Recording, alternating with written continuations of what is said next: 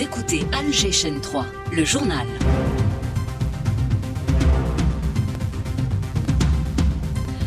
L'acteur Fawzi Saïchi n'est plus. Le défunt est connu pour avoir incarné le rôle de Mimez. Le président de la République adresse un message de condoléances à la famille du disparu. Nous écouterons des témoignages de comédiens qui l'ont connu. Cette rencontre consacrée à la prévention des risques à l'initiative du ministère de l'Habitat, les moyens d'améliorer la résilience des constructions sont passés en revue. Développement local intégré, le ministère de l'Intérieur lance le programme ADIL visant à renforcer la gouvernance locale et encourager l'investissement. Le président américain veut arracher un accord pour l'arrêt de l'agression à Gaza. Il se veut rassurant alors que Netanyahou affiche son scepticisme. Madame, Monsieur, bonjour. Le comédien de talent Fawzi Saïchi n'est plus. Le président de la République adresse ses condoléances en cette douloureuse circonstance à la famille du défunt, mais aussi à la famille du cinéma et de l'art algérien. Abdelmajid Tebboune évoque les films et feuilletons du défunt qui ont apporté de la joie au public des années durant. Saïchi s'est distingué dans plusieurs films, des sitcoms également. Nadia Siassi pour plus de détails. Fawzi Saïchi, connu sous le nom de Mimez, était une figure marquante du cinéma et du théâtre national. Dès son enfance, il s'initie aux arts dramatiques. Sa carrière débute au cinéma avec Leila et les autres en 1977 avec Sidi Ali Mazif, mais c'est avec Un toit, une famille en 1982 de Rabah al-Araj qu'il se révèle au grand public. Tout au long de son parcours, il multiplie les rôles. On le retrouve dans Les folles années du twist en 1986, de Hollywood à Tamanrasset en 1991 ou encore La route d'Istanbul avec Rachid Bouchareb. Son talent d'interprétation lui ouvre également les portes du petit écran à travers l'Esmleh City. Aziz Boukolouni, comédien, l'a bien connu. Ce personnage qui a marqué le cinéma et la télévision algérienne, je pense que Saïchi, il restera toujours dans nos mémoires. Il y a plein de choses à parler. Son dernier film long métrage, c'était Mémoire de scène de Rahim El-Aloui, avec lequel on a travaillé ensemble. Aujourd'hui, on vient encore de perdre une autre personnalité du cinéma et de la télé. Rabbi yarhamhum wa Rabbi yarham Fawzi. Toutes mes condoléances à sa famille, à ses proches, à la famille artistique. Avec sa voix reconnaissable et son jeu toujours juste, Fawzi Saïchi laisse une empreinte singulière dans le paysage artistique algérien. La nouvelle de la disparition de Saïchi a suscité l'émotion, voire la tristesse parmi les participants au festival du film méditerranéen de Annaba. Mustafa Al-Arabi, que pouvez-vous dire sur ce personnage? D'abord, c'est un ami, c'est un homme, c'est un humain, c'est quelqu'un d'extraordinaire, c'est un excellent comédien qui a vu naître toutes sortes de films, de cinéma. Il en a fait des films et puis il était tellement généreux, tellement sensible que c'est vrai que c'est une perte et Rabbi yarhamou. Akram Djerim, pour la nouvelle génération. Sincèrement, c'est une perte. C'est une grosse perte pour nous tous. Et Mimez, pour moi, c'était aussi une grosse pointure en tant que comédien. Pour la nouvelle génération, est-ce qu'il a été un exemple, un modèle sur lequel vous avez travaillé? Moi, j'ai beaucoup aimé Mimez. J'ai beaucoup aimé. J'ai pas travaillé avec lui, mais c'était un ami aussi. On parle, on discute de temps en temps. J'ai beaucoup appris l'un de Mimez. Je me rappelle, il me raconte l'histoire Un toit, une famille, le film. Des propos recueillis par notre envoyé spécial à Annaba, Hanan Saïsi. Une nouvelle alerte météo est émise. Des pluies orageuses affecteront le centre et l'ouest avant de gagner la région est. La prudence s'impose, d'autant que les dernières précipitations n'ont pas été sans conséquences, notamment à Msila. Le ministre de l'Intérieur s'y est rendu hier et a annoncé une série de mesures visant à prévenir les inondations. Le ministère de l'Habitat a par ailleurs affecté 9 logements aux autorités locales au profit des familles dont les habitations ont été classées rouges. Le relogement se fera dans la journée. La prévention des risques au centre d'une rencontre initiée par le ministère de l'Habitat. Le rôle du laboratoire de l'habitat a été mis en avant à l'occasion. Ibti Haladoun. Le secrétaire général du ministère de l'Habitat, Saïd Attia, a insisté sur l'importance capitale de ces études pour anticiper et maîtriser les risques liés au sol et garantir la qualité des constructions. Il a rappelé que l'Algérie a réalisé un progrès notable dans le domaine du logement et de l'urbanisme, avec plus de 1,7 million d'unités distribuées entre 2020 et 2024, accompagnées d'infrastructures structurantes et d'équipements publics. Saïd Attia a souligné le rôle du laboratoire national de l'habitat avec 45 ans d'expérience.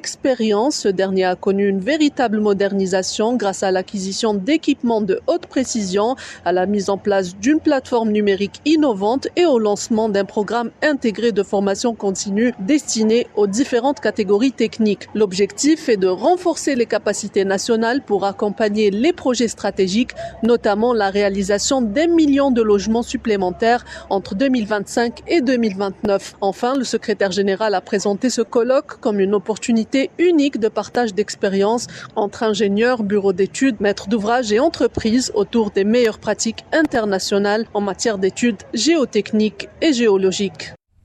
Les outils technologiques ont un rôle à jouer, a expliqué le directeur général du laboratoire Faisal Boukadoum, des propos recueillis par Ibtihal Addoun. Nous avons placé parmi nos priorités l'accélération de la transformation numérique à travers l'adoption du système d'information géographique, des systèmes de gestion intégrés et l'utilisation de l'intelligence artificielle dans le traitement des données techniques. Nous œuvrons également à renforcer les partenariats avec les universités et les centres de recherche nationaux et internationaux afin de créer un lien entre la recherche scientifique et l'application sur le terrain. Dans ce cadre, une orientation stratégique importante se concrétise par la mise en place d'un réseau national d'incubateurs technologiques dans les pôles régionaux. La première phase concernera 7 pôles: Alger, Oran, Constantine, Béchar, Oueglas, Kikda et Soukharas. Renforcement de la gouvernance locale et encouragement des investissements. Le ministre de l'Intérieur a présidé en présence de plusieurs membres du gouvernement le lancement du programme ADIL en collaboration avec l'Union européenne. Le programme concernera 12 communes à travers 4 wilayas. Le ministre de l'Intérieur et des Transports, Saïd Sayoud. Je suis convaincu que la conjugaison des efforts des différents acteurs dans la mise en œuvre de ces valeurs et objectifs se traduira par une valeur ajoutée remarquable, notamment à travers l'amélioration des capacités institutionnelles et humaines au niveau de 12 communes pilotes. J'invite l'ensemble des parties prenantes à faire de la pérennité des projets inscrits et de la création d'emplois stables leur premier objectif afin de contribuer à renforcer la dynamique du développement économique et social local. Dans ce sens, il sera indispensable d'adopter une démarche axée sur les résultats, soutenue par des mécanismes efficaces de suivi et d'évaluation pour garantir la réussite de ce programme et la durabilité de ces projets, tout en permettant la généralisation de ces résultats à d'autres communes du territoire national. Des conventions ont été signées récemment pour renforcer les moyens d'acheminement du carburant à travers les wilayas du sud du pays. Logitran a déjà obtenu les financements. Le PDG du groupe, Salem Salhi, en parlait ce matin à Nsrine Dahmoun. Des orientations de son Excellence Monsieur le ministre de l'Intérieur, des collectivités locales et des transports pour renforcer notre flotte par les moyens propres pour desservir le grand site par le carburant. Comme vous le savez, nous sommes aussi spécialisés de transport du carburant vers le grand site à travers une convention signée avec Naftal. Donc pour renforcer cette région et notamment avec le développement qu'on voit au niveau de ces différentes wilayas, donc nous sommes dans l'obligation et nous avons eu le financement pour l'acquisition de 400 attelages. Quand on dit 400 attelages, c'est tracteurs et citernes. Logitran qui renforce également ses opérations d'exportation terrestre vers les pays de la région, indiqué ce matin l'invité du jour, Ansrine Dahmoun. La suite du journal avec l'actualité à l'étranger. Au Maroc, des milliers de jeunes sont descendus dans les rues de plusieurs villes. Une jeunesse frappée de plein fouet par le chômage, plus de 36%, la précarité et l'absence de perspective a décidé de ne plus se taire. Depuis plusieurs jours même, les manifestants dénoncent la corruption et les inégalités, mais également la normalisation avec l'entité sioniste. L'analyste politique Abdallah Fahmi en parle à Rabea Slimani. C'est un mouvement des jeunes. Bon, la cherté de vie, elle est devenue inabordable. Il y en a qui disent contre carrément la monarchie, le roi, d'autres qui disent contre le gouvernement. Le palais, le margin rejette ça sur le gouvernement, et d'autres disent que c'est tout le système marocain. En tout cas, il va y avoir de vrais problèmes, puisque même la succession du roi va poser un grand problème. Le Maroc est à la porte d'un grand changement. Et c'est ça ce que demandent les populations, un changement. Maintenant, changement de régime ou monarchie, mais c'est un changement qui les a. La normalisation va leur coûter très très cher. Le peuple marocain est contre. Avec la cherté de vie, avec les défaillances du gouvernement, avec la répression qu'ils sont en train de faire sur la population, ça va encore être plus problématique dans le Maroc. Malheureusement, c'est depuis la normalisation avec Israël, le feu couvre sous les cendres. Ce n'est pas acceptable par les populations, surtout que maintenant on voit ce qui se passe, un génocide. Dès qu'il y a eu une normalisation, il y a eu beaucoup de mouvements. C'était un peu réprimé, c'était un peu un blackout aussi dans les médias. Donald Trump reçoit ce soir Netanyahou à la Maison-Blanche. Plusieurs enjeux cruciaux pour Gaza seront sur la table alors que les appels à cesser le génocide pèsent de plus en plus sur l'entité sioniste. Le président américain a promis un accord sur Gaza et a déjà mis son veto à une annexion de la Cisjordanie occupée. Pour la militante Claude Léostic, il est difficile de croire que Netanyahou accepte de prendre la totalité du plan que Trump va lui proposer.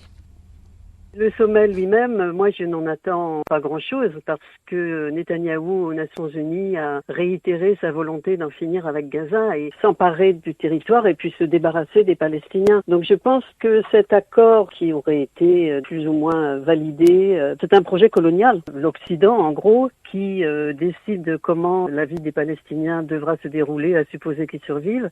Trump a changé d'une certaine manière de positionnement, qu'il voudrait effectivement que la guerre s'arrête. En même temps, son soutien à Israël reste total et que donc il ne va pas présenter grand-chose de nouveau. Il y aurait retrait effectivement de l'armée, mais progressif, et on sait très bien qu'elle ne se retirera pas. Il n'y a que 250 prisonniers politiques palestiniens qui seraient libérés au lieu des 1000 d'un accord précédent. Je trouve qu'on est complètement à contre-pied de ce qu'il faudrait faire. Tony Blair, dont la société de conseil travaille à un plan de développement pour Gaza, aurait proposé de présider un gouvernement provisoire de l'enclave en cas d'accord de paix.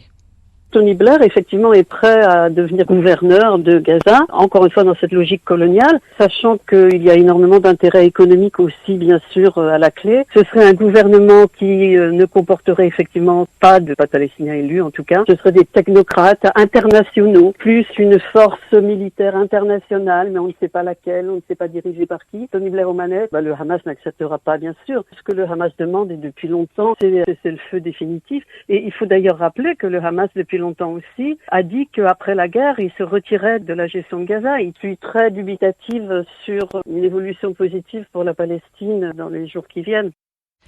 Des propos recueillis par Rabea Slimani. Le ministre de l'Enseignement supérieur annonce l'organisation d'un concours national des médecins résidents fin octobre. 5900 postes budgétaires seront offerts. Kamel Badari s'exprimait ce matin au forum de la chaîne 1 de la radio nationale. Le ministre de la Santé a présidé ce matin la journée nationale de la santé scolaire. La première, il a révélé à l'occasion qu'un plan national en la matière était en cours d'élaboration. Jamel Fourar, directeur général de la prévention au ministère de la Santé, il revient, il est au micro de Hassan Chemèche. Notre objectif, c'est de faire le point au cours de chaque année. Le 29 septembre, c'est de faire le point de ce que nous avons lancé comme activité au milieu scolaire et de voir un peu quelles sont les insuffisances, l'évaluation pour pouvoir améliorer encore beaucoup plus les activités. C'est vrai que nous avons, au cours des visites systématiques, atteint pratiquement tous les enfants. Également, nous avons institué depuis 1997 la vaccination au milieu scolaire qui permet de renforcer la vaccination, l'état immunitaire de nos enfants par rapport à différentes pathologies qui sont contrôlables par la vaccination. Donc, c'est un ensemble d'actions qui concourent à la santé physique, mentale et sociale de l'enfant. Propos recueillis par Hassan Chemèche. On va passer au sport avec vous, Rostom Yahya Sherif. Le paraathlétisme pour commencer et ces mondiaux qui se déroulent à New Delhi. Avec une médaille de bronze aujourd'hui pour l'Algérie, avec Linda Hamri au saut en longueur grâce à un saut de 5,16 m, son meilleur saut de la saison. Au 1500 mètres, Abdelhadi Boudada s'est qualifié pour la finale en terminant 4e de sa série avec un temps de 4 minutes 16 secondes et 93 centièmes.